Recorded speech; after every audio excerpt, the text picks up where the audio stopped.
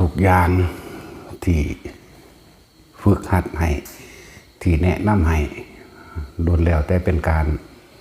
ส่งอารมณ์มันเป็นกุศลรักษาคำว่าส่งก็เลยรักษาความคิดให้คิดเฉพาะสิ่งที่มันบ่เบียดเบียนบ่ทำลายทั้งมนุษย์และอมนุษย์ทั้งคนและสัตว์บ่ให้เสียชีวิตและทรัพย์สินบ่ว่าสิแนะนำให้พากันเฮ็ดกระดาษออกจากผ้าเฮ็ดปากกาเฮ็ดเมจิกเฮ็ดสิ่งของใหญ่ขึ้นความคิดของเฮาในขณะนั้นบ่ไปทำลายไผเป็นความคิดที่บ่ทำลายไผเลยแต่เฮาก็บ่ฮู้ซ้ำว่าที่ให้เฮ็ดแนวนั้นคือเป็นการทำสมาธิในตัวเองเฮาก็อาจจะคิดว่าถ้าเป็นของเล่นอุ๊ยพอเฮ็ดออกอุ๊ยเฮ็ดบ่ออกที่ไหนได้นั่นแหละเป็นกุศโลบายในการสร้างฐานที่ตั้งแห่งจิตคือสมาธินั่นแหละและก็กำลังของฌานที่เฮาเพ่งเพียรพยายามที่จะเฮ็ดมันออกนึกแบบใดน้อเอาแบบใดน้อบางคนที่ยังบ่อาจสามารถว่างจิตเป็นทำจิตเป็นกลางบ่เป็นก็ให้อาศัยคำบริกรรมหรือว่าคาถาเห็นบ่ล่ะให้อาศัยคาถาว่าแบบนั้นแบบนี้เป็นเครื่องเกาะสะก่อนคือต้องล่วงความคิดเรียกว่ากุศโลบายในการหลอกความคิดคนเฮาเวลาเฮ็ดมามันสิคิดให้ออกกันนั้นให้ออกกันนี้เห็นบ่นั่นคือนิสัยดังเดิมของสัตว์ทั้งหลายคือพวกเฮาเนี่ยสัตว์บ่ว่าสิเฮ็ดหยังก็ตามย่อมหาผลลัพธ์ย่อมคิดหาผลได้ผลเสียร้ายหรือดีเห็นบ่ผิดหรือถูกเด้นั่นแหละแต่ว่าย่านเจ้าของเสียนั่นแหละความหมายมันก็เลยหาคำบริกรรมหรือคาถานั้นนี่เป็นเครื่องหลอกความคิดบ่ให้คิดเอาผลมันธรรมะนี่บ่คือทางโลกเลยทางโลกอะต้องใส่เหตุผลกลไกต่างๆคือคำนวณหาผลใดผลเสียเห็นบ่แต่ธรรมะนี่ต้องวางจิตเป็นกลางจึงจะพ้นจากทุกข์ทั้งปวงพร้อมมันธรรมดาเด้ที่พากันเฮ็ดนั่นเฮ็ดนี่เล่นไปเด้อนี่แต่ก็แม่นให้เฮ็ดจริงๆจังๆทั้งเบิดนี่ก็ถ้าสิเว้าให้มันขังแน่ให้มันดูศักดิ์สิทธิ์หรือให้มันดูว่าขังๆเข้มๆมันเป็นวิธีการฝึกใส่อภิญญาเด้นี่ความรู้ยิ่งคำว่าอภิญญาความรู้หรือความกระทำได้ที่เหนือธรรมชาติที่ควรจะเป็นเข้าใจว่าล่ะนี่มันเหนือธรรมชาติอยู่นั่นแหละ นักวิทยาศาสตร์สมมุติว่าเขามาเห็ดมาเล่นมาเป็นไว้แล้วเนี่ยเขาสิหาคำอธิบายบ่ได้นี่แหละคำว่าวิทยาศาสตร์เมื่อเจอพุทธศาสตร์ตันแน่นอนหมายถึงว่าไม่อาจสามารถที่จะให้เหตุผลได้เลยมีแต่ความเงิดอัศจรรย์เงิดAmazing มีแต่ความแบบเฮ้ยมันเป็นไปได้จังใดมันสิเอาเขาเครื่องฉายแสงมันสิเอาเขาเครื่องยังกระสานก็บ่อาจสามารถที่สิหาออกมาได้เพราะว่าเขาเฮ็ดด้วยตัวเขาเองเขาทำด้วยตัวเขาเองเราไม่ได้เป็นผู้ทำให้เห็นบ่พวกจบสูงๆอยู่นี่ก็หาคำอธิบายมาแม่พวกว่าเจ้าของจบปริญญาเนาะแต่จุ้ยก็จบปริญญาแท็กซี่ก็จบปริญญาพวกทนายก็จบปริญญาตัวเนาะหาคำอธิบายมาแม่วิจัยมากใส่กฎฟิสิกส์ว่าพวกจะสิฟิสิกส์มาแนวใดมาแต่ของเป็นผู้จับเองรู้เอาเองเห็นเอาเองจับใบสัมผัสด้วยตัวเองก็ยังหาคำอธิบายบ่ได้ว่าออกได้จังไดวะพลิกไปพลิกมาเปลี่ยนไปเปลี่ยนมาอยู่หั่นเนาะนั่นแหละเรียกว่าวิสัยของผู้ที่ได้ฌานบ่ควรคำนึงไปหากฎเกณฑ์นี้อย่างกับมันให้มันเป็นแบบนั้นดอกเป็นสิ่งที่ไม่ควรคิดมันเป็นอจินไตยเป็นสิ่งที่ไม่ควรคิดแปลว่าไม่จินก็มาจากคำว่าจิตนั่นแหละเลื่อนใส่ตัวนอหนูเข้าไปเป็นมโนและเลื่อนอจินไตยเป็นสิ่งที่ไม่ควรคิดหรอกทำได้แล้วรู้แล้วเห็นแล้วก็แค่นั้นแหละปล่อยออกบ่ให้เขาไปยึดเด้อะไร เห็ดกระดาษออกจากผ้าเห็ดก้อนหินเห็ดปากกาเห็ดไม่จิกเห็ดของใหญ่ขึ้นเห็ดขวดน้ำแม้กระทั่งเห็ดตัวเองออกได้ตัวเองออกได้กับทะลุกำแพงออกได้ทั้งสิอะไรถึงการแล้วก็เขาใส่หรือแต่ละชาติแต่ละอย่างมันมีกำลังปิติของมันเกิดขึ้นเขาก็เอาอาการปิติเนี่ยมาเป็นเครื่องปรับธาตุรักษาโลกสมาธิรักษาโลกที่หลายคนเข้าใจคิดว่าหลวงพ่อรักษาโลกให้พากันมาสิ่งให้หลวงพ่อรักษาให้บ่แม่นแนวนั้นพวกเจ้าต้องรักษาเอาเองบ่ว่าสิเป็นโลกทางโลกหรือสิเป็นโลกในโลกกระทำเข้าไปอีกจากว่าล่ะบ่แม่นแค่โรคภัยไข้เจ็บเด้ให้หายออกจากโลกนี่เลยก็ได้โลกะหาออกจากโลกะก็ได้นั่นแหละที่ฝึกให้เล่นนั่นเด้อเฮ็ดนี่เด้อเฮ็ดเล่นๆหัวไปหั่นแหละบ่ได้ให้ไปจริงไปจังกะมานนะทั้งสั้นโดยแล้วแต่เป็นการสร้างกำลังใจหรือสร้างกำลังของปีติเกิดเป็นจิตตั้งมั่นแม่นบ่ล่ะมันก็ปล่อยว่างออกจากโลกได้อย่างตัวแน่หายออกไปจากโลกทั้งปวงเลยได้บัดนี้บ่แม่นแต่โลกนี้และโลกหน้าเด้โรคภัยไข้เจ็บก็หายได้โลกนี้และโลกหน้าปรโลกก็บ่มีอีกมันเด้เนาะนั่นแหละฝึกหัดเล่นไปตัวธรรมดาคนบ่ทันได้รู้กับเขาก็ย่อมคิดไปตามเขาบ่รู้นะขนาดพวกเขาเห็นรู้แล้วนี่เห็นเราพลิกไปพลิกมาเนี่ยเฮ้ยมันออกได้จังได้กูเงิดเด้เท่านั้นเดี๋ยวว่าก็ได้เท่านั้นล่ะแหละจึงบอกว่าวิทยาศาสตร์จึงเจอทั้งตันเมื่อเจอพุทธศาสตร์คำว่าพุทธะแปลว่ารู้ด้วยตัวเองนี่แหละรู้จักป่ะรู้ตื่นรู้ตื่นแล้วก็หาความเป็นไปได้แล้วก็อธิบายเชิงวิทยาศาสตร์บ่ได้ก็แล้วกันนั่นแหละบ่ต่างจากตามธรรมดาถ้าหาว่าสายตาของคนเฮานี่ไปเห็นบุคคลสูงคนต่ำคนใส่เสื้อดำเสื้อแดงก็จำได้เนาะเพราะว่าตาไม่เห็นแต่ว่าความฝันมันเอายังจำบัลละความฝันเนี่ยเอายังจำเอาแต่ก็ฝันไปในที่ต่างๆที่แต่ของก็บ่เคยเห็นที่แต่ของก็บ่เคยไปที่แต่ของก็บ่เคยรู้ความฝันที่ว่าลอยหรือเหาะไปตามอากาศได้จังสิ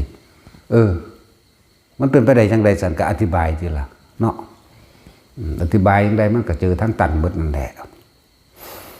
ของบางอย่างเขาบ่ได้คิดเสียเลยมันคือฝันไปเลยเนาะแต่ว่าเป็นเพราะว่าการคิดนึกก้อนที่สิรับความคิดความนึกก้อนที่สิรับบาดนี้มันรับไปแล้วมันต้องคิดนึกต่อ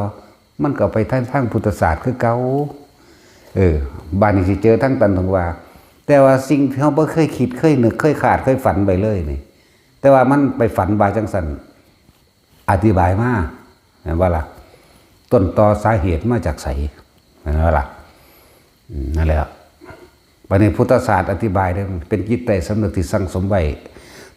ตลอดการเวลายาวนานเท่านั้นเท่านี้กับเท่านี้เท่านั้นอสงไขยจิตใต้สำนึกที่เรียกว่ามันทับไว้คนเฮามันจำบ่ได้ทั้งเบิดนานนี่บ่ล่ะจังซั่นตัวมันจำบ่ได้ทั้งเบิดดอกแต่ว่ามันก็บ่ลืมจิตนี่แปลว่าหยังผู้สั่งสม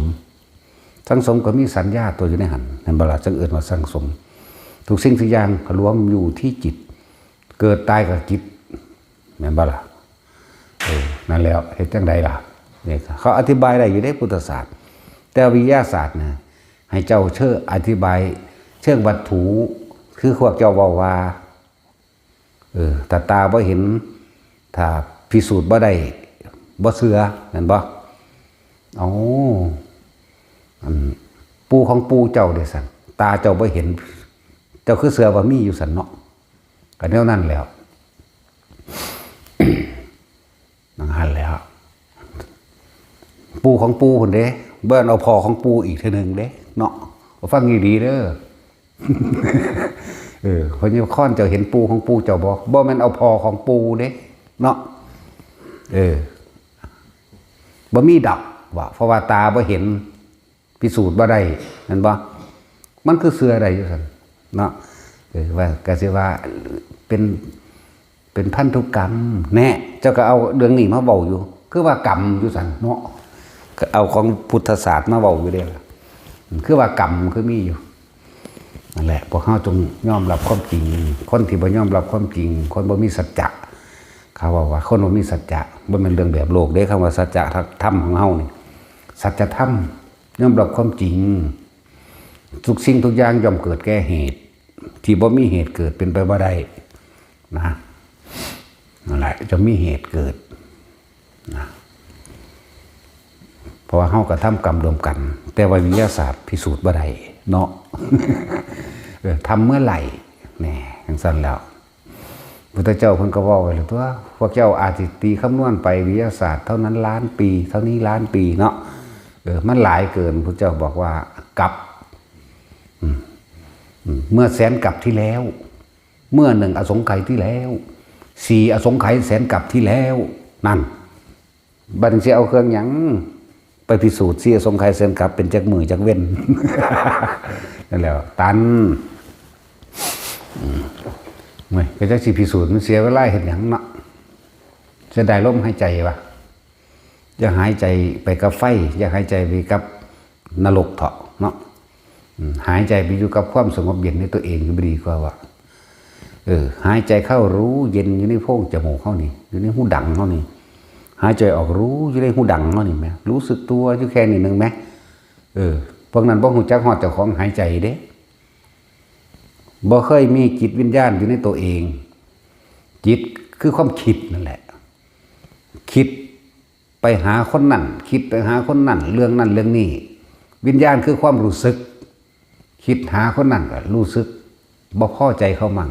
พอใจเขามั่งคิดหาเรื่องราวต่างๆนั่นเห็นบ่มันบ่รู้จักฮอดว่าเจ้าของผีดิบเนาะบ่รู้สึกโตสร้างภพสร้างความรู้สึกอยู่กับเรื่องราวต่างๆที่คิดถึงนั่นทั้งสั้นแหละแต่ความคิดนั่นแหละอย่าไปสนใจผู้อื่นที่เขาจะให้ความหมายมาวางได้กับสร้างเฮารู้ในตัวเฮาเองโลด นั่นแหละมันเป็นสื่อสมมุติสื่อไว้อันนั้นแต่ความรู้จริงความรู้สึกเจ้าของเนี่ยเฮาก็รู้ในรู้สึกเจ้าของออกไปอย่างเนาะนั่นแหละคือว่าคิดแนวนั้นคิดแนวนี้อยู่สั่นเนาะ คิดถึงฝรั่งมันเอิ้นหยัง think of เนาะ มันคือคิดถึงอันนั้นอันนี้อยู่สั่นตัวเดี๋ยวเอิ้นว่าความคิดอยู่ไหม นี่เว้าหลักการกว้างๆไกลๆว่าจะบ่ควรสิไปใส่ใจไปใดๆทั้งสิ้นเฮาบ่จำเป็นต้องอธิบายเรื่องของเฮาให้เขาฟังดอกคนที่ด่ามาคนที่เว้าความนั้นนั่นแหละเขากำลังอธิบายความรู้สึกของเขานั่นแหละเอิ้นว่าภูมิจิตของเขาภูมิจิตของเขาภูมิธรรมของเขาคือความจริงของเขาที่ซื่อแสดงออกมาภูมิจิตภูมิธรรมของเขาคนที่ด่าคือเขาคิดว่าเขาเก่งเห็นว่าล่ะให้มึงเอาโลดคล้องโลกโลดกูบ่สะอ่อนจักเม็ดโลกนี่กูบ่อยากได้แสนโกดโลกธาตุกูบ่อยากได้จักเม็ด เอาโลดกูให้สูเนาะนั่นแหละแล้วพวกเฮานี่ตีเนาะให้เห็นความจริงเกิดมานี่เป็นแนวใดพวกเฮาผ่านไว้มายาวนานนั่นแหละมันสมควรสิถิ่มอีหยังได้หลายอย่างนั่นล่ะเนาะแต่ละคนนี่ฮู้แล้วล่ะในชีวิตนี่ว่าอันใดควรเก็บอันใดควรถิ่มแม่นบ่จังซั่นตัวเก็บสิ่งที่มันเป็นกุศลไปก่อนเพราะว่าเฮาถิ่มบ่ทันได้เนาะจึงสั่งสมสิ่งที่เป็นกุศลเก็บเอาสิ่งที่มันเป็นกุศลเป็นบุญคือความสงบภายในใจของตัวเองเป็นกุศลคือหนทางออกจากทุกข์ได้นั่นเองเก็บเอาตรงนี้ซะก่อนเก็บเพื่อทิ้งยึดเพื่อปล่อยจากบาลักแปลงสีซะก่อนเพราะว่าเฮาบ่ทันรู้จักวิธียึดวิธีปล่อยหยังเพราะว่าความเคยชินของพวกเฮามันนานนับอสงไขยบ่ได้สิเฮ็ดหยังจักอันจักอย่างต้องคำนวณเบิ่งแล้วมีผลเสียผมใดกำไรแบบใดเสียเปรียบแนวใดเสียเปรียบเสียศักดิ์ศรีเนาะ เสียเชิงไปหรอกเสียศาสตร์เสียตระกูลนั่นให้มันเสียแมงเบิดอีหลีคนนะว่ามันเสียแบบโลกเลยเนาะเราสูญเสียความโลภเราไม่อยากได้อะไรเลยคุณเป็นอย่างเนาะเราสูญเสียความโกรธเพราะเราไม่มีความโลภแล้วความโกรธมาจากไหนมันบ่มีจุดหมายชนวนเหตุให้เฮาโกรธคือความโลภบ่มีไหมเมื่อบ่มีความโลภบ่มีความอยากได้อีหยังจักแนวเรามันบ่มีตัวจุดชนวนให้เฮาโกรธเกลียดผู้ใดเลยได้บัดนี้แน่มันก็ตื่นรู้เบิกบานความหลงสิมาจากไสเนาะนั่นเมื่อมันรู้แล้วนี่คือเฮาพวกเฮาเนี่ยน่ะชีวิตเฮาผ่านอีหยังมามากแล้วมันพอรู้ตัวเองได้แล้วล่ะเฮากำลังยึดกับสิ่งใดยึดกับสิ่งใดก็เป็นทุกข์กับสิ่งนั้นไอ้ที่เสือบ่เสือก็สร้างเด้อตอนนี้ผู้ใดมีความกังวลกับไผยึดกับไผห่วงผู้ใดสุว่าผู้มีลูกก็ห่วงผู้มันตั้งโตบ้านใดนั่นแหละแม่นบ่ล่ะผู้มีลูกโอ้ยเฮ็ดจังได๋มันสิใส่หนี้เบิดแม่นบ่ล่ะ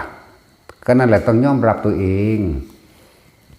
ถ้ายอมรับตัวเองเดินว่าเข้าถึงความจริงจริงกับจริงตัวเองแล้วเฮ็ดจังได๋บัดนี้เฮ็ดจังได๋สิว่างได้มีหนี้อยู่30-40 ล้านในฐานะครอบครัวตัวเองก็แค่นี้ขายใส่ทั้งเบิดก็บ่ได้แล้วก็ต้องยอมรับว่าสัตว์โลกเป็นไปตามกรรมสุดคำว่านั่นคือเขาทำมาของเขาเองแบบนั้นเขาก็ทำมาเช่นนั้นเขาต้องรับของเขาเช่นนั้นเฮาสิไปแก้ไปค่ายทุกสิ่งทุกอย่างบ่ได้จะต้องแก้ที่ใจตัวเองสาเหตุแห่งทุกข์สาเหตุแห่งเกิดมาจากไสเฮากำลังยึดติดกับบุคคลผู้นั้นเรื่องนั้นก็เกิดอารมณ์นั้นนั่นแต่สุดท้ายแล้วนั่นน่ะ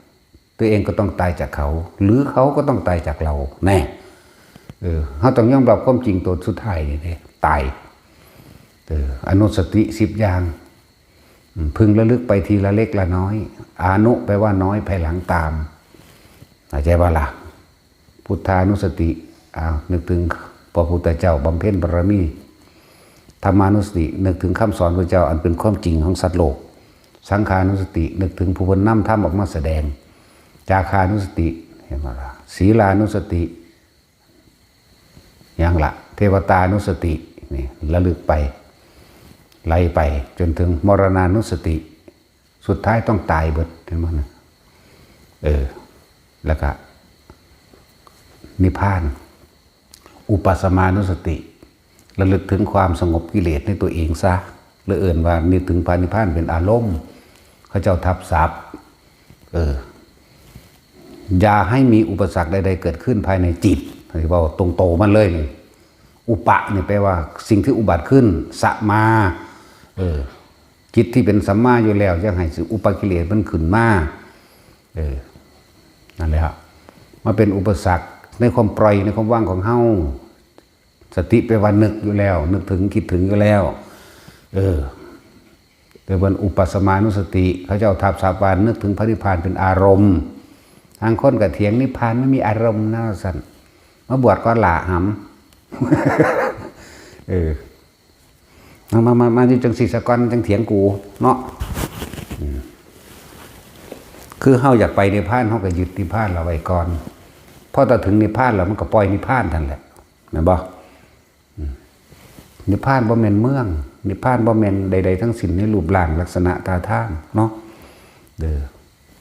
ที่แรกก็ยึดก้อนตัวธรรมดาตัวก็เรียกว่าสั่งสมสิ่งที่เป็นกุศลสัพพะปะปัสสะนี่เอาออกซะเนี่ยมันเป็นบาปเนี่ยมันเป็นกังวลอย่าไปคิดถึงมันสัพพะปะปัสสะนี่อย่าไปคิดถึงบาปเด้ออย่าไปคิดสิ่งที่มันเป็นกังวลเด้อกุศลสัมปทานนี่คิดถึงเฉพาะกุศลเข้ามาในจิตซะตัวนี่เป็นคำสั่งสอนพระพุทธเจ้าทุกพระองค์พร้อมเด้พุทธานาสาสนังนั่น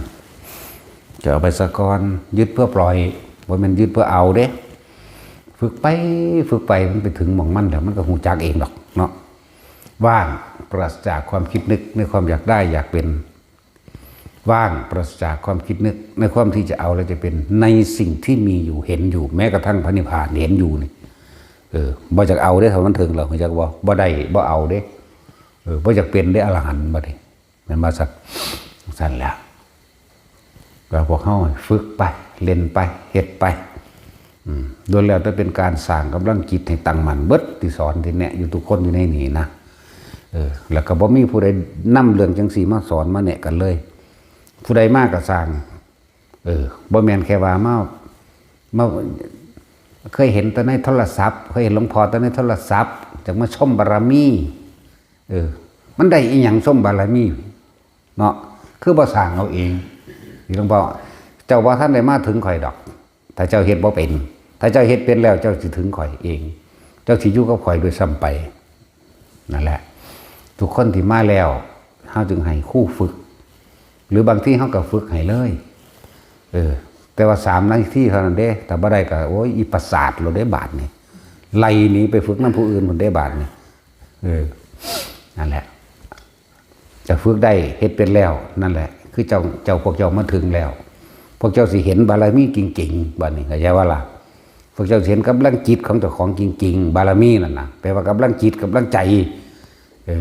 พวกเจ้าไปฝึกไปแล้วปึ๊บนั่นแหละบารมีน่ะเป็นของเจ้าเองเจ้าได้แล้วบารมีจากข่อยนั่นเข้าใจว่าล่ะพวกเจ้าได้บารมีจากข่อยแล้วข่อยฝึกนั่นมาข่อยก็ถ่ายทอดให้ถ้าเจ้าบ่เฮ็ดเอาเองเจ้าก็บ่ได้คือเก่าตัวข่อยเป็นตะผู้บอกให้ซื่อๆเด้แนะให้ซื่อๆเจ้าก็ไปสั่งสมเอาตัวเพิ่นให้อาวุธไปแล้วใช่ว่าล่ะให้อาวุธแล้วหรือให้ที่ตักตวงไปแล้วแนวทางไปแล้วก็ไปสั่งสมเอาก็ไปเฮ็ดเอาเฉพาะของนั่นแหละจังเอิ้นว่ามาได้บารมีนำมาได้บุญนำได้กุศลนำเพิ่นแนะให้จากได้บุญจากกุศลก็มาฝึกเอาตัวเนาะก็เอาให้ได้จังซี่แล้วหังบ่แม่นข่อยเด้มันบ่แม่นอันขนมเว้ยนั่นแล้วมันเป็นนามธรรมนี่เฮาก็อยากให้อยู่แต่ว่าเจ้าบ่จูนคืนรับเอาเองเนาะถ้าเจ้ารับไปจูนคืนรับเอาเองแล้วอ๋อบุญเป็นแบบนี้นี่เองสงบกุศลคือความฉลาดในการใช้ชีวิตอยากว่าล่ะใจมันเย็นลงไปติดต่อประกอบอาชีพการงานกับไผมันสิมีสติระลึกรู้ควรบ่ควรมันสิมีคำว่าอันนี้ปล่อยอันนี้บ่ปล่อยเองดอกนะเมื่อจิตมันสงบดีแล้วนั่นแหละเอิ้นว่าบุญกุศลนั่นแหละจังใดบารมีน้ำแท้เด้อผู้ใดมาฝึกเอาเมื่อเป็นแล้วก็ไปพวกเจ้าสิสร้างบารมีของพวกเจ้าเองได้บาดนี้นะบางพวกก็มาขอบุญขอบารมีก็มาขอเงินหังบ่บอกตรงๆมาขอเงินก็ว่ามาขอเงินนี่เด้อมาขอบารมีก็ไปเฮ็ดเอาโลดเด้ข่อยก็บอกข่อยก็เอาให้อยู่นี่พวกมันบ่แม่นวัตถุมั้ยเอาไปอยู่แต่ว่ามาขอเงินก็บอกตรงๆเด้โอ้ยมาขอบุญขอบารมีครับอาจารย์ไปฝึกเอาเฮาก็บอกเฮาก็ให้อยู่เนาะจะมาใส่ทรัพย์แสลงกับเฮาไหมเป็นธรรมะมันเปิดเผยเด้คือจะว่าล่ะจะมาใส่ทรัพย์แสลงเด้คืออีเอ็นตุงติงกันเอ้ยเห็นว่าได้เต่าได้เป็ดได้ไก่ขอชมในหน้าเต่าเป็ดไก่เอ้ยไล่หนีแล้วอีตุงติงเรียกว่าอะไรอีตุงติงมันฝากหลานเพิ่นอยู่ตัวนั่นอีเตรียมมาต่อมาตะทั้งสุรินทร์หรือศรีสะเกษนี่แหละคือเนาะเป็นห่วงหลายๆนั่นล่ะห่วงแมงบอกมึงอยากน้ำม่านกับกูนี่มึงจักบอกนั่นมันก็เป็นโมฆะไปแห้งแล้วมึงอีตุงติ่งเขาบ่ได้ให้บวชท่านทายซื้อได้คนบ่ฝึกบ่หัดบวช100 ปีก็บ่จักหยังเด้สิบอกให้โมฆะตัวนั้นก็เลยย่ำมันเพลินเพอแน่ว่าเพอแน่ถิ่มงูปลอมใส่ก็ได้ว้ายขึ้นรถแล้ว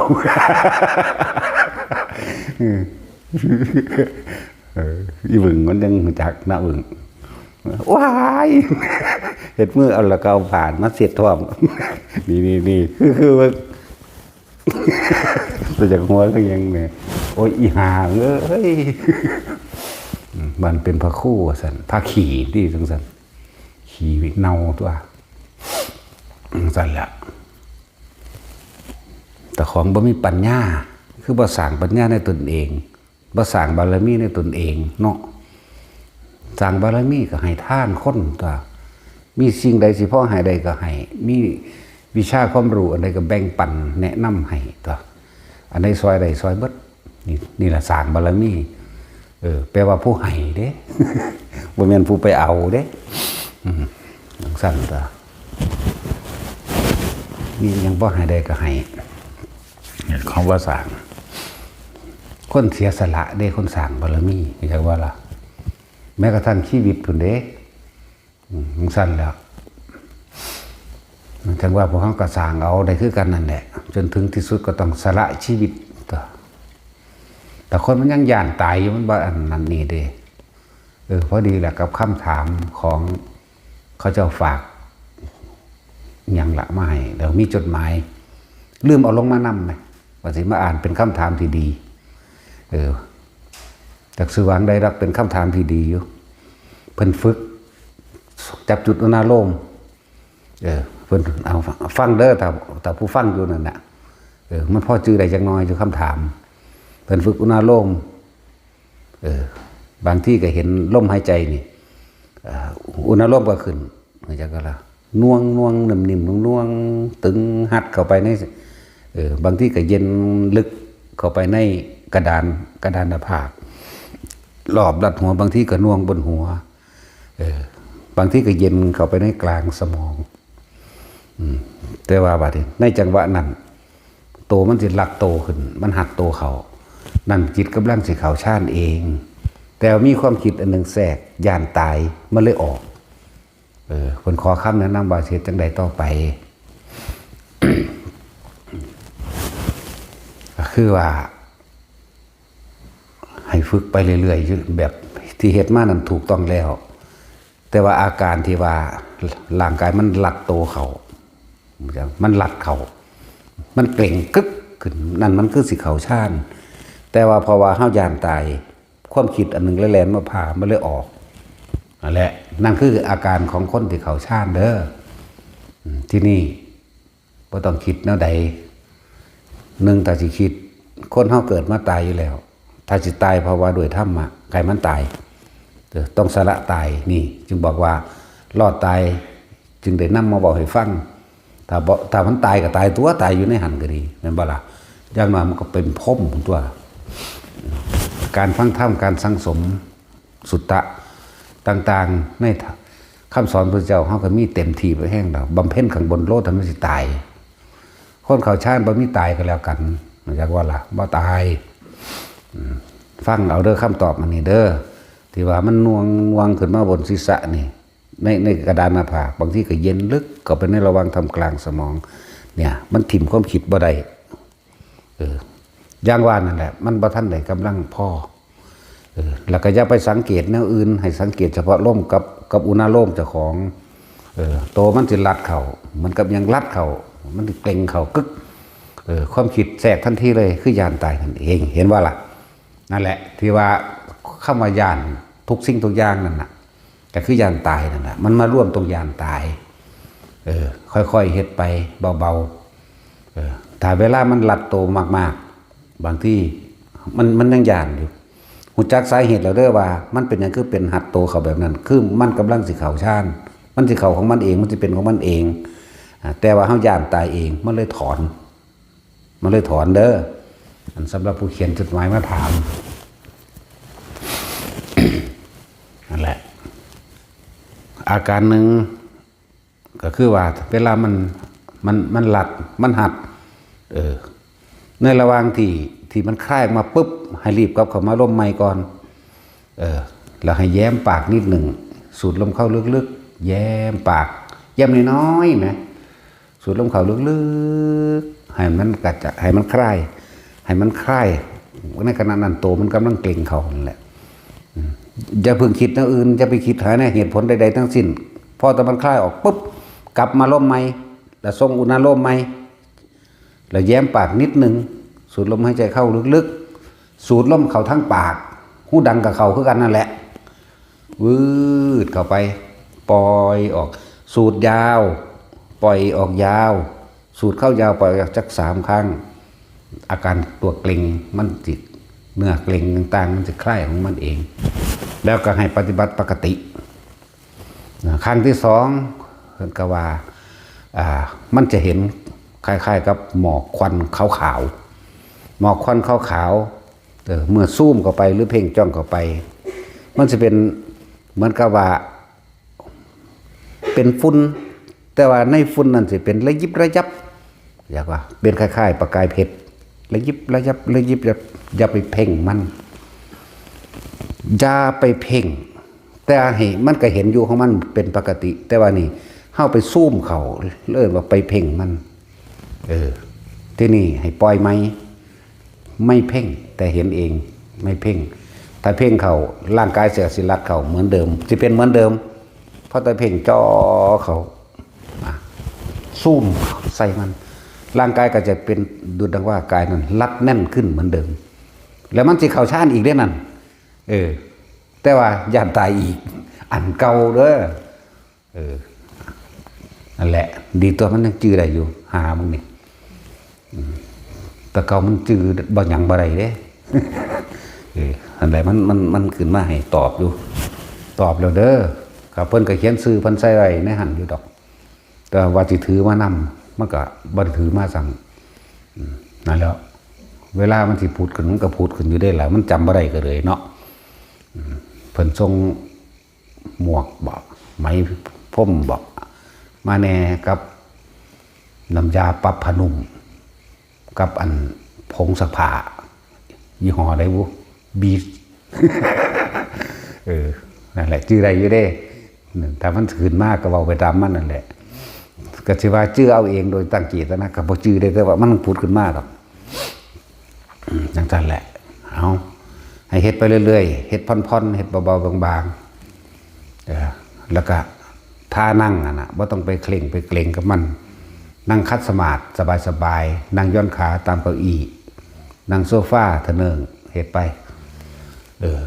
เวลามันมีควันขาวๆมาคล้ายๆฝุ่นที่ว่านั่นเป็นระยิบระยับนั่นนะเหมือนกับกากเพชรหรือกับประกายเพชรอันที่ว่านี่มีหลายแสงพร้อมเด้เฮาบ่เห็นน้ำเพิ่นแต่ว่าเฮาเห็นน้ำเพิ่น เฮาบ่แม่นเพิ่นดอกแต่ว่าเฮาก็เห็นน้ำอยู่ว่าเฮาก็เป็นมาเบิดทุกอย่างแล้วที่ถามมาเป็นเบิดทุกอย่างนั่นแหละเวลาโตมันสิหัดเข่านั่นหมายถึงว่ามันสิเข่าชานมันสิเข่าซีมันบ่แม่นส่งที่1ที่2ที่3ถ้ามันสิเข่าซีความคิดในการย่านตายมันปรึ๊ดเข้ามาเลยมันก็คลายออกมาเองนะ เพิ่นเป็นอยู่แบบนั้นแหละฉันบ่ต้องไปเคร่งไปอย่างกับมันได้เฮ็ดไปเรื่อยๆถ้ามันสิเข้าจริงๆให้มันเผลอเข้าไปเลยอันนี้มันคนไปเพ่งไปจ้องมันสิเข้าอยู่แต่ไปค่าเพ่งค่าจ้องความคิดหนึ่งคือย่านตายเลยพาแทรกนะมันแทรกซ้อนเข้ามาปั๊บมันก็คลายออกจากชาติ3มัน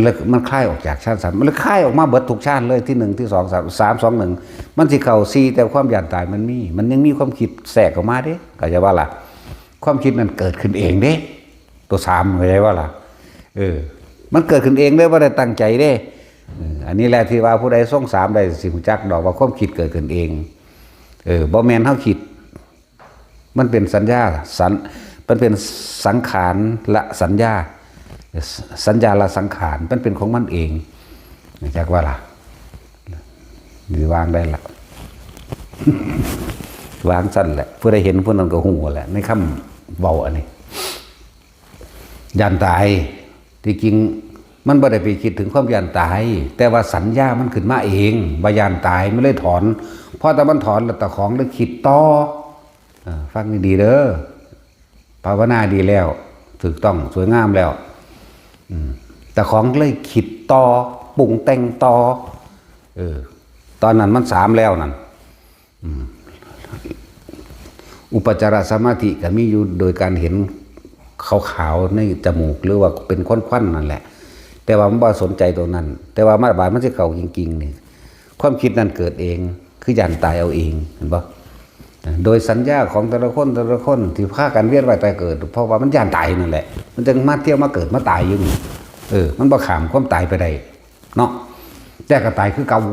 จากบ่ล่ะนั่นแหละค ความคำถามอันนี้ดีอยู่มันก็เลยผุดขึ้นมาเพราะว่ามันจะเป็นเหมือนกับมาคิดถึงตอนเขาได้ความรู้อันนี้จากหลวงปู่หมันใหม่ๆมันเลยให้ความสนใจได้ในฝันจากบ่ล่ะได้ในฝันอีพ่อใหญ่อีปู่หมันแหละเป็นผู้มาสอนให้อันนี้ก็เลยนั่นแหละจึงบอกว่าอันทั้งเบิดที่เอามาอันที่ว่าเนี่ยอันนี้บ่ได้คิดเองเด้อว่ามีปัญญาคนปึกอยากบ่ล่ะหังบ่หนาปึกอยู่หังบ่หนาคือตาจุยนะตาจุยทั้งปึกทั้งหนาได้ตาจุยว่าเราอ้วนสั่นเด้อนั่นแหละให้เฮ็ดไปเรื่อยๆที่ทำมาถูกต้องแล้วแต่ว่าอย่าเพ่งณจุดใดจุดหนึ่งจือไว้เด้อเวลามันเกิดควันขาวๆบางที่เป็นคือม่านหมอกบางที่ก็เป็นม่านหมอก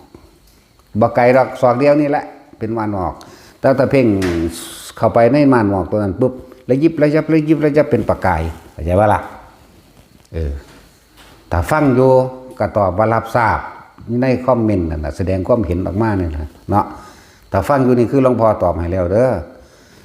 ตอบว่ารับทราบครับผมก็ว่าไปเป็นตัว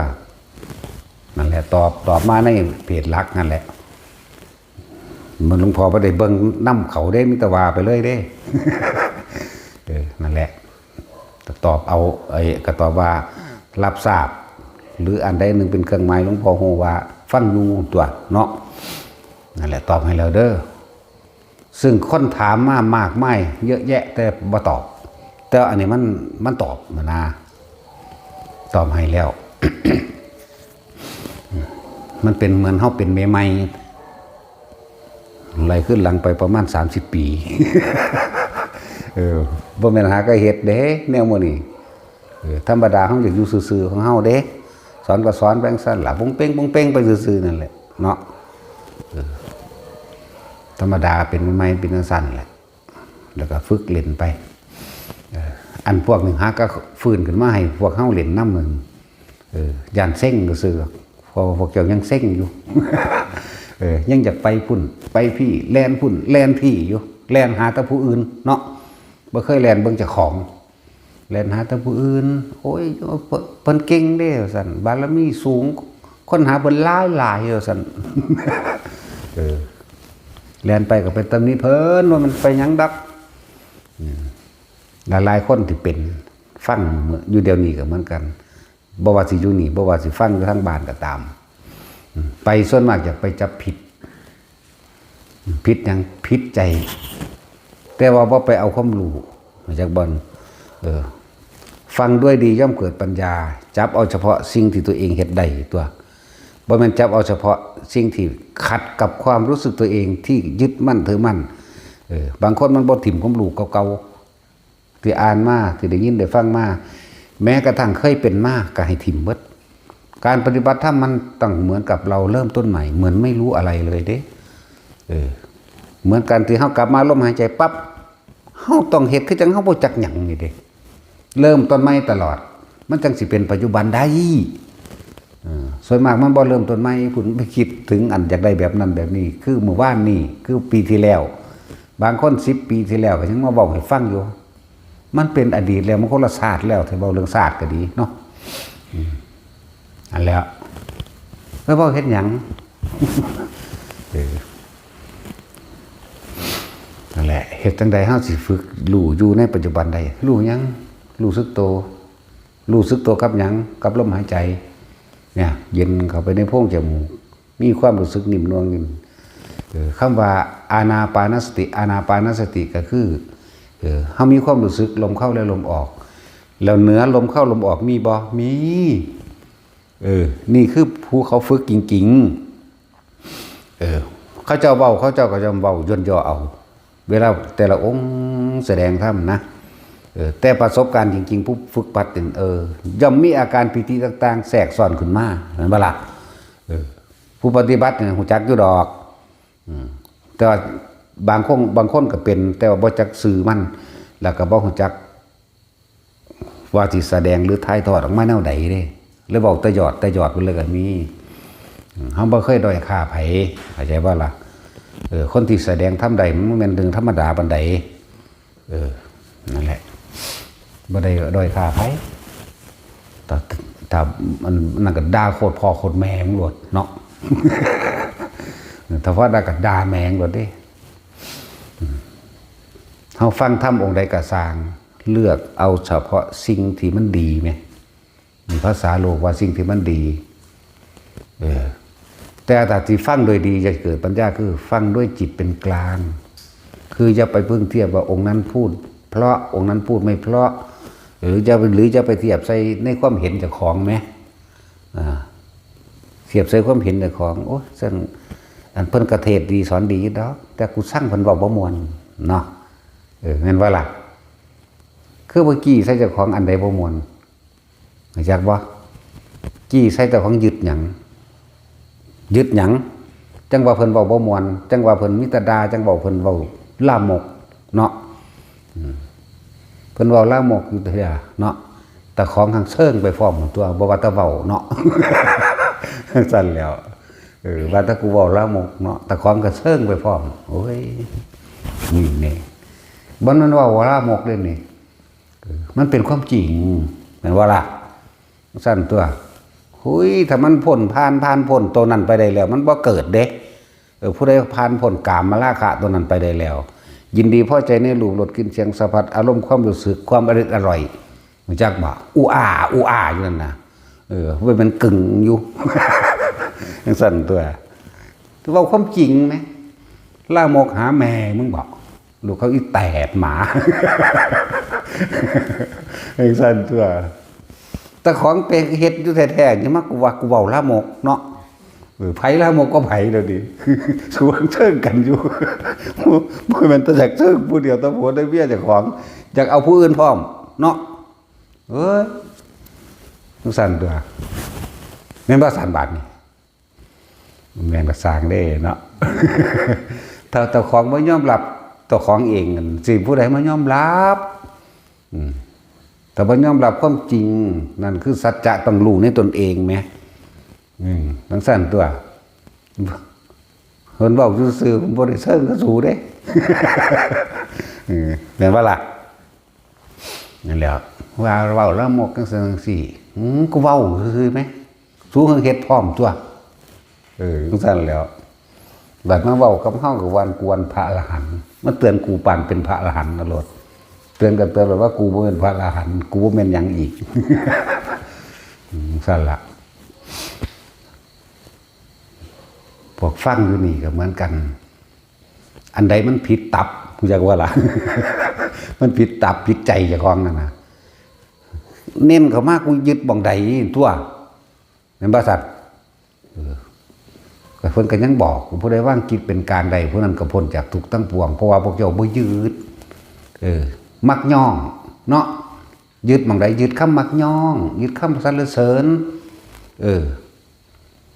บาดนี้มันบ่พอใจได้คำนินทาหรือด่าเนาะก็นั่นแหละเพราะว่าพวกเจ้าติดดีนั่นเองก็ว่าติดดีก็เองติดมักย่องก็ว่าติดสรรเสริญก็ว่าเด้ถ้าพวกเจ้าติดคำย่องสรรเสริญคำบ่สรรเสริญพวกเจ้าก็แม่นบ่อยากได้มันก็เอามาเพราะว่ามันเป็นเงาติดตามตัวกันแม่นบ่ล่ะมันเป็นของติดกันอยู่ไหม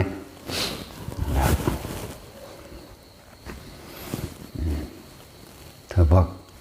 คือหลายๆมองกันละอันใดมันดีก็เอาตัวสั่นบ่ต้องเอาจักอย่างเข้าใจบ่บ่ต้องไปยึดจักอย่างก็เพราะว่ามันยึดดีนั่นแหละดีของคนคือมักย่องอันใดอันมันดีจังเก็บเอาตัวสั่นบ่เอาหยังได้เป็นกลางๆแล้วน้อมเข้ามาใส่ความรู้สึกความเห็นเจ้าของตอนนี้กำลังมีความเห็นสรุปว่าเพิ่นเว้าบ่ม่วนสรุปว่าเพิ่นเว้าลามกกูบ่มักเว้าแบบนี้เนาะเอามึงกูสิมามักเฮ็ดหยังซั่นเข้าใจบ่ล่ะแม่นบ่ล่ะก็สิมักเฮ็ดหยังก็สิบ่พอใจคำด่าบ่พอใจเพิ่นเว้าบ่ม่วนแม่นบ่ซั่นนั่นแหละกำลังยึดติดตะของละหังลามกคักหังต่ำคักเนาะต่ำตัวเจ้ายึดแต่แนวนั้นมันเจ้าว่าจะได้เจ้าก็ลงไปต่ำคือเขา เพราะสิ่งนี้มีสิ่งนี้จึงมีเพราะมีความยินดีพอใจในคำยกย่องสรรเสริญความไม่ยกย่องสรรเสริญหรือความติชินท่าหรือคำด่าก็ย่อมเป็นเหตุเป็นปัจจัยให้ตามมาเพราะพวกเรายึดสิ่งหนึ่งก็ได้สิ่งหนึ่งแล้วก็เป็นลูกโซ่ต่อกันเลยเป็นเหตุเป็นปัจจัยอาศัยเนื่องซึ่งกันและกันเพราะว่าวัตถุของบ่รู้ว่าเจ้าของยึดเด่นนั่นแหละยึดดีก็เป็นปุญญาภิสังขารไอ้ความไม่ดีมันก็ติดตามมาเป็นอปุญญาภิสังขารทั้งสองอย่างก็เป็นเนยชาภิสังขารเพราะความเข้าใจผิดคิดว่านี่จักบ้าล่ะเข้าใจผิดคิดว่าเด่นแน่เมื่อเกิดเป็นน้ำมารูเหมือนบ้าล่ะก็เป็นความรู้สึกที่เป็นความรู้สึกที่บดีก็ว่าที่ดีก็ว่าแต่ยึดดีก็ว่าเป็นความรู้สึกดีเนาะกติดนั่นแหละมายึดมันเพื่อมันนั่นแหละมันก็เกิดเป็นน้ำเป็นรูปเป็นอายตนะเป็นผัสสะเป็นเวทนาเป็นตัณหาเป็นอุปทานเป็นภพเป็นชาติเป็นชราคือเก่าหมดตัวบางทีเป็นกลางเอาหมดตัวแต่ว่านั่นนี่ก็บ่เข้าใจอีกเนาะเวลามันศูนย์ให้เพิ่นใช่ไหมกูกำลังยึดมันถือมันกับเรื่องใดคือบ่คิดเนาะเวลามันศูนย์เฮามันศูนย์อีหลีเด้ศูนย์นี่บ่มีค่ากับหยังเด้เนาะเวลาด่ามาสู้ด่าหัวได้บ่เด้อนี่เห็นบ่ล่ะคนเฮาด่ากันต้องมีอารมณ์เด้เนาะ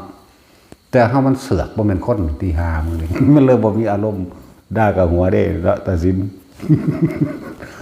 แต่สินมากๆเลยว่าลูกเขาอีแตกหมานี่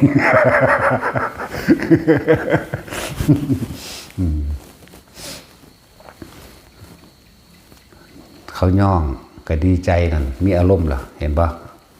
บอกจากว่าหวานเป็นภพอารมณ์ความรู้สึกนั่นตัวภพเลยล่ะเท่าดาก็มีความรู้สึกบ่พอใจนั่นแหละภพเกิดยึดติดในความบ่พอใจตายตอนนั้นไปนรกถ้ายึดติดในความพอใจแบบโลกตายตอนนั้นก็ไปนรกก็เก่าอบายภูมิจากว่าอบายภูมินั่นแหละมีอย่างแน่หัวจักสับบุเนาะเคยเห็นบุสัตว์นรกเป็นยังไง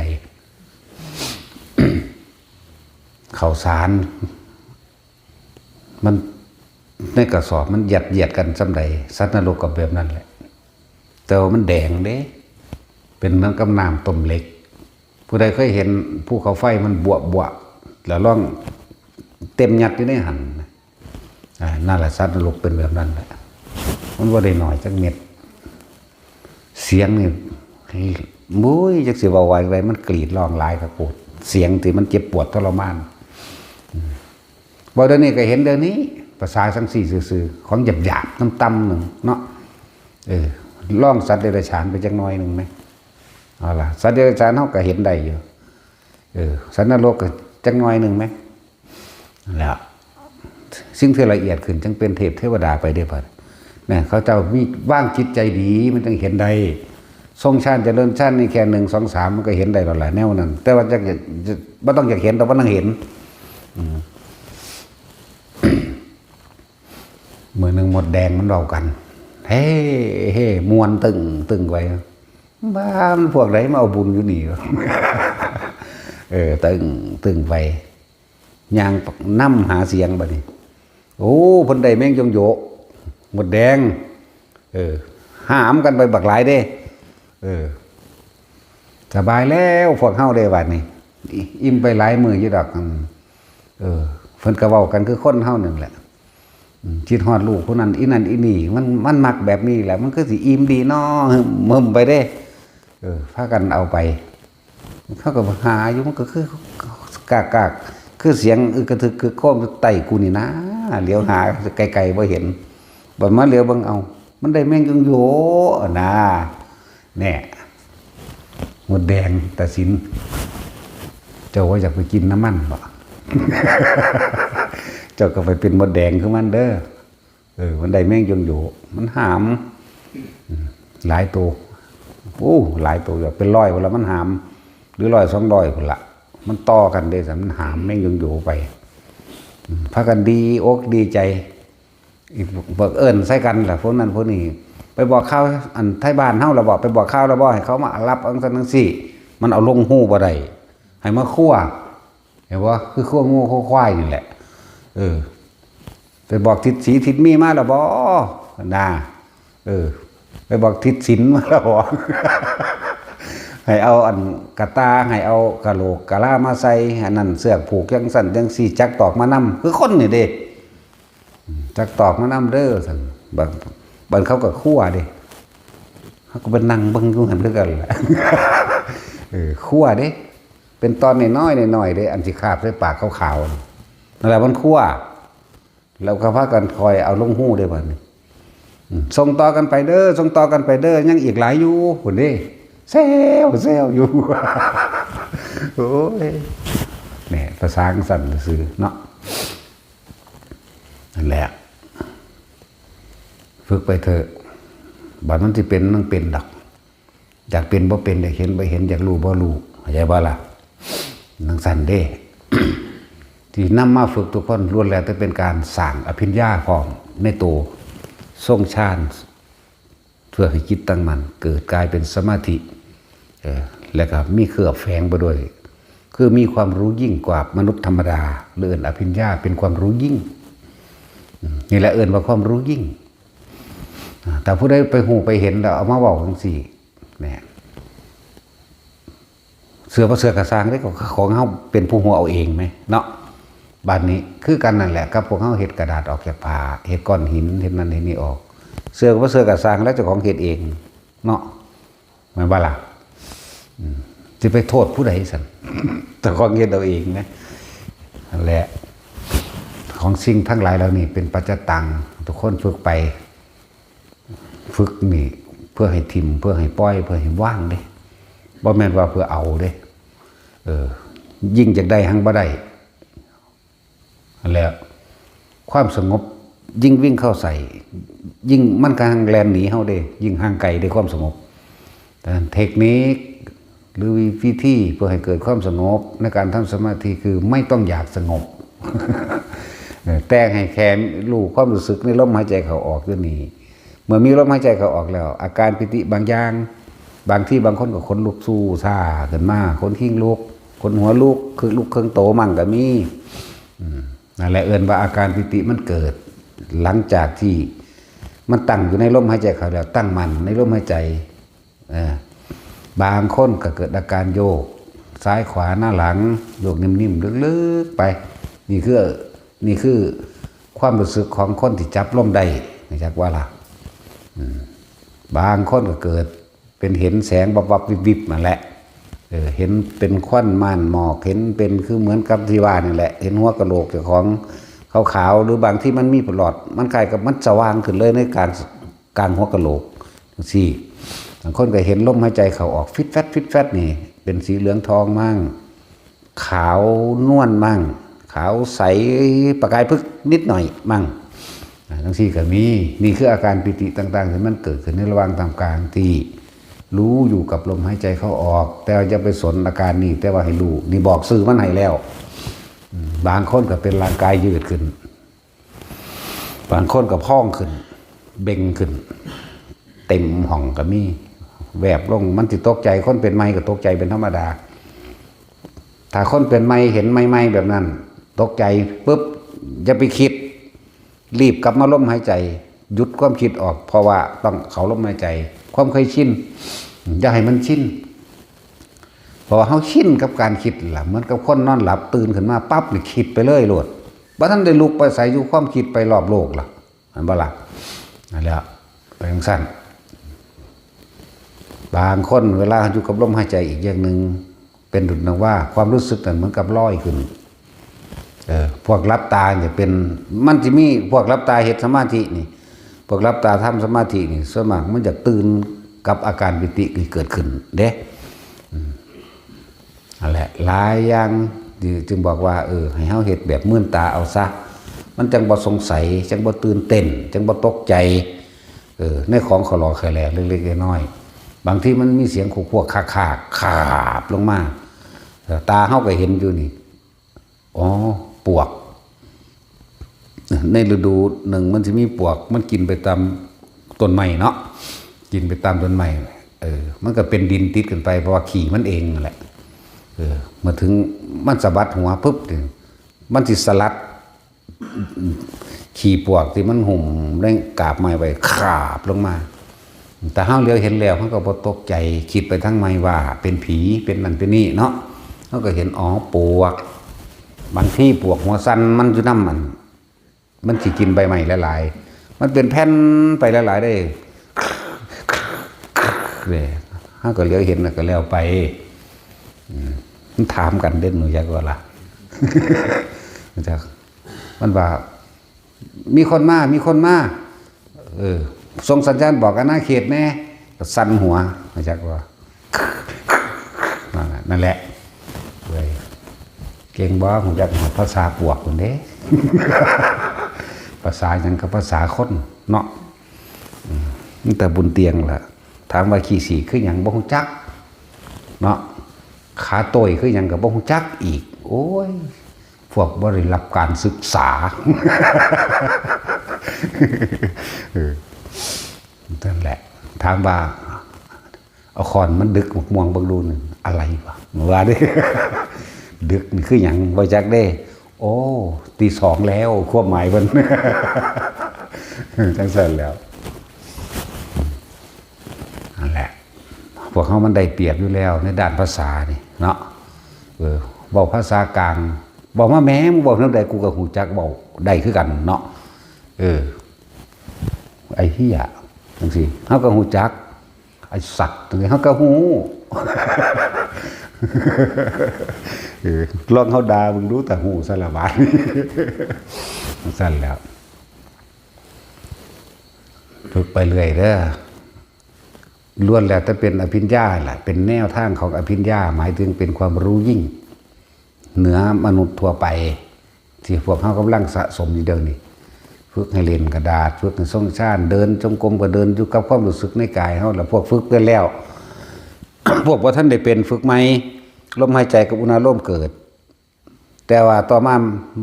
มันเริ่มไปขันที่สองมันจิบได้จับลมบ่คิดถึงลมอุณหภูมิเกิดเลยนั่นเป็นขันที่สองแล้วบ่มีความคิดตัวนี้มีแต่นวงถ้ามีความคิดจังสิมาเป็นวิตกวิจารปิติจังสิไปมันก็ขึ้นไปหนึ่งไปสองไปหนึ่งไปสองไปหนึ่งไปสองต่อมามีกับคนเคยชินแล้วไปสองตลอดคือพระบิณฑบาตจังสิไปสองตลอดเห็นว่าล่ะอย่างหน่อยเขาก็ไปสองไปชั้นสองอยู่เฉพาะปิติ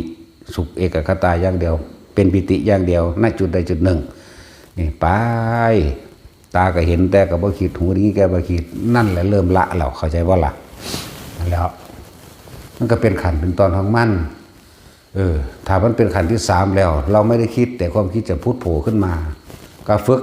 นี่แหละจังหวะจะข้ามขั้นตอนเด้อเข้าไปช้าๆแต่ว่ามั่นคงยืนก็สามารถรู้ลมหายใจกับอุณหภูมิเกิดขึ้นได้เดินก็สามารถรู้แบบนี้ได้ยืนเดินนั่งนอนทำการทำงานเกิดความเคยชินแล้วต่อมายืนเดินนั่งนอนกับเป็น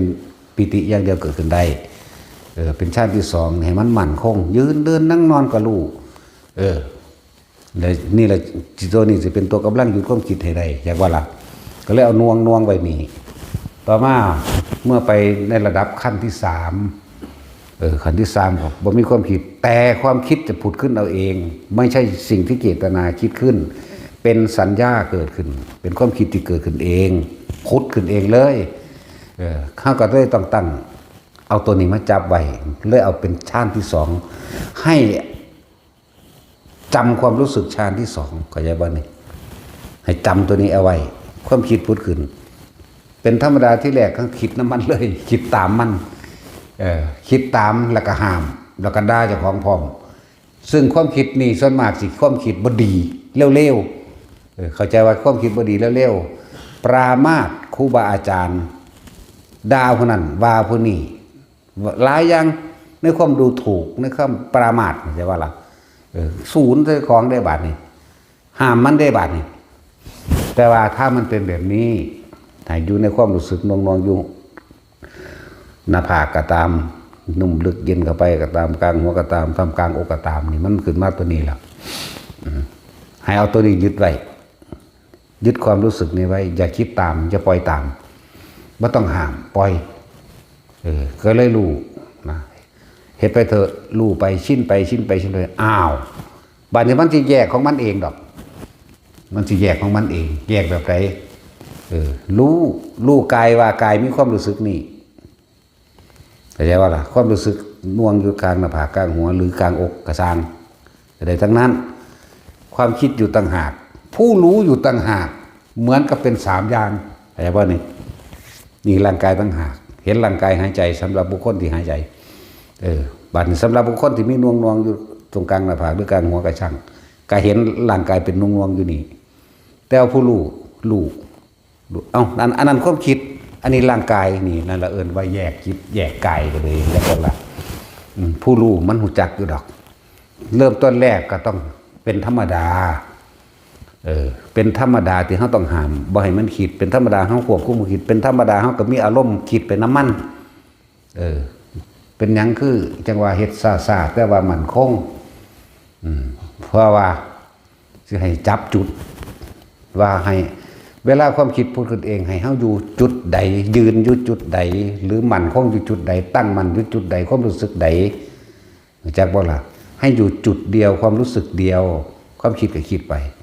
เนี่ยมันเหมือนกับ3อยู่แต่ว่าพานลงมา2แต่ว่ามันเป็น3จากบัดอธิบายปานนี้แหละยังบ่เข้าใจก็ไปตายซะเนาะถ้าอยู่โดนมันสิบาปหลายมันเพิ่มขึ้นว่ะ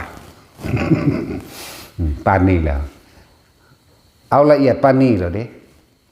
ชาติ4ข้างบนนิยมแต่ว่าถ้ามันเข้าก็ปล่อยมันไปเหมือนผู้สิเข้าชาติ4ที่โตมันหัดตึงขึ้นมาน่ะก็ปล่อยมันไปถ้ามันจะเข้ามันเข้าเอาเองมันตั้งใจเข้าบ่ได้ดอกมันค่าคิดจนกว่าว่าจะเกิดความชินชำนาญจึงกำหนดได้เป็นแสนครั้งเป็นล้านครั้งชินชำนาญกำหนดได้เข้าเมื่อไหร่ก็ได้เข้า3เดือนนี้ได้เข้า2เดือนนี้ได้เข้า1เดือนนี้ได้เข้า4เดือนนี้ได้ชินชำนาญปานนั้นแล้วแม้ตั้งแต่อรูปฌานกับชินชำนาญเหมือนกันพอพวกนี้ถ้าได้1 2 3 4หูแล้วมันก็ไป5 6 7 8เองมันก็ไปเข้าสู่ว่าอากาศหาความสุดบ่ได้เบิ่งว่างอยู่ระหว่างทำกลางหาความสุดบ่ได้นี่ขนาดดึงความรู้สึกมาถ่ายทอดให้ซื่อๆได้นี่ที่จริงบ่มีความรู้สึกมีแต่เบิ่งว่างจากบ่ล่ะแต่หาที่สุดไม่ได้จังสั่นตัวเข้าสู่อากินจัญญายตนะเข้าไปอีกบ่ล่ะจังสั่นตัวสิว่ารู้สึกก็บ่แม่นสิว่าบ่รู้สึกก็บ่แม่นอีกนี่เอาความรู้สึกของอากินจัญญายตนะมาให้นี่เห็นบ่นี่นั่นแหละจนถึงที่สุดฮอดแต่ว่าบ่มีความจำก็บ่แม่นมันยังเอามาเว้าได้อยู่เนวสัญญานาสัญญาจตนะพุ่นน่ะเนาะแต่จะเข้าสัญญาเวทนิโรธสมาบัติก็เข้าตัวเนาะไปอ่านเบิ่งในหนังสือเด้อเฮาก็เฮ็ดบ่เป็นดอก เฮาก็จำมานั่นแหละจำมาผู้เพิ่นอธิบายได้อันละเอียดในสมัยยุคซุมื้อนี่คือหลวงปู่เทศรังสีนั่นแหละหนังสือของเพิ่นเขียนว่าพระยังนะราชนิโรธคัมภีร์ปัญญาจารย์นี่นะโอ้ยก็อ่านตะโดนแล้วล่ะ โอ้ยไล่ขึ้นหลังไปมันบ่หนักเก่าๆหัวว่าตั้ง30 ปีได้บัดนี้เนาะ31 32 ปีกลัวไปเหรอนั่นแหละ บ่ซั่นเพิ่นสิเอิ้นว่าหลวงปู่เทศรังสีบ่เนาะเพราะว่าเพิ่นเป็นผู้เก่งในการเข้าสมาบัตินะมันมีอยู่2เล่มหนังสือเพิ่นอัตโนประวัติหลวงปู่เทศแล้วผู้ใดอยากรู้วิธีจับหลับต่างๆก็เอาในหั่นแหละแต่ว่าเฮานี่เพิ่นสอนเฮาก็ทันอยู่เนาะเอาหน้ามึงจับหลับได้จักเทื่อเธอหน้าสั่นแม่งบาดนี่ ก็ไปตั้งเอาตัวกูรับพุทธหรือกูรับโทตัวบาดนี่ตะกี้ก็เพราะว่านาพุทโธอยู่แล้วเนาะจังซั่นแล้วเอาให้มันเห็นลมหายใจจักเทื่อเธอหน้าจังสิเพิ่นก็ว่าได้บาดนี่นั่นแหละก็ได้แนวทางมาจากนั้นนะหยุดคิดเฮ็ดแบบใดเพิ่นก็สอนเพิ่นเลยเอาสูดลมหายใจเข้าลึกๆกันไว้ก็เฮ็ดน้ำเพิ่นเด้เพิ่นสอนต่อตาต่อปากนี่เด้กันกึกบ่ต้องคิดเด้ออันนี้ก็ดูนออกมาเอาเองเด้จักบ่ล่ะอันนวงอยู่หน้าผากเฮานี่ดูนออกมาเอาเองเด้กันอย่าคิดมันใจสิขาดที่มันก็หายใจเข้าหายใจออกไหม นั่นแหละวิธีจับหลับหรือวิธีหยุดคิดก็ได้ในระหว่างหายใจเข้าเรากั้นไว้มันบ่คิดเราหายใจออกแต่ว่าเฮ็ดจังใดเฮาสิอยู่ปกติโดยไม่ต้องโดยจับคำว่ากลางใดจากบ่ล่ะหลายอย่างที่ได้มาจากหลวงปู่หลวงตาผู้เป็นครูเป็นอาจารย์บ่ได้มาโดยง่ายบ่มีวิธีง่ายๆคือพวกเจ้าเดี๋ยวนี้เด้เนาะพวกเจ้านี่ง่ายแล้วอมเขาอู้ลู่ไว้รู้จักบ่เสือกบ่ยอมคืนอีกมันเป็นตาตีนทางเขาคือหยังเห็นว่าซั่นโอ้ยเป็นหยังยังบ่เฮ็ดเอามันมาหาคิดเทียบนั่นเทียบที่เฮ็ดหยังไปทางใดก็สร้างบัดนี้บอกแต่ละคนไว้ไปฝึกหัดปฏิบัติณสถานที่ใดสำนักใดวิชาใดก็ช่างให้พวกเจ้าถิ่นของเก่าเด้อให้เรียนรู้เอากับเขาเจ้านั่นแหละให้มันรู้แจ้งทุกแขนงทุกวิชาเบิดแหมแต่ทางโลกมันยังมีวิชาภาษาไทยภาษาอังกฤษคณิตศาสตร์ประวัติศาสตร์เนาะทางธรรมมันก็มีคือกันว่าซั่นถือว่าวิชา8บ่เนาะมาวิชาเก่าแล้วเฮาสัตวศาสตร์ฮอด16พุ่นตัวแต่เอาแหมลองเบิ่งแหมแหละ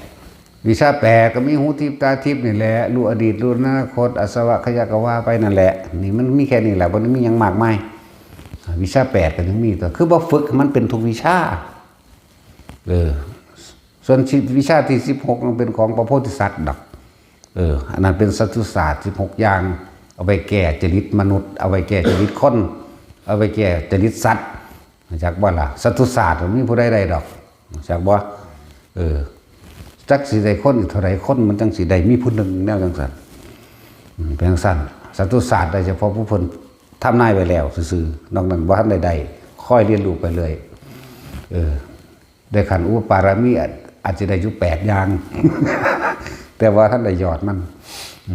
ได้รับรัฐะเรียบร้อยแล้วจังสิเป็น16อย่างไปจังซั่นเด้แล้วโอ้ยบอกไปยังดอกสมทาน